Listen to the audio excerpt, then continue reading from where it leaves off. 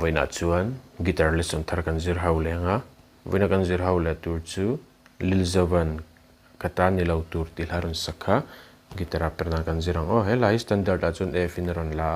ke poi fifth ta karon vo chun C kan la tong o yama G sang F minor A minor a chuan ti han kan strum ang o tikano khami ka chord khata vai khatang zela kal do ni chu tikano down up down up down down up up down down down up tikano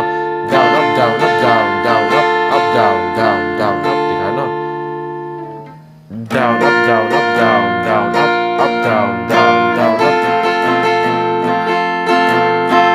down up down up down down up up down down down up tikhan kan strum ang o ka soi tuang khan in duang pun ni strum thei thaw khami kha in thiam that lo chuan ala nei karon play mil lenga uluk de vin lo ngai thale don ne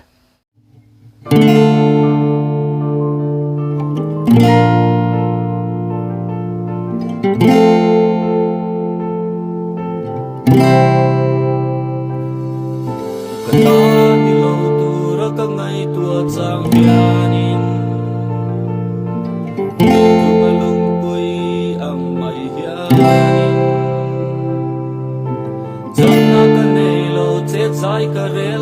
Ghiền Mì Gõ để không bỏ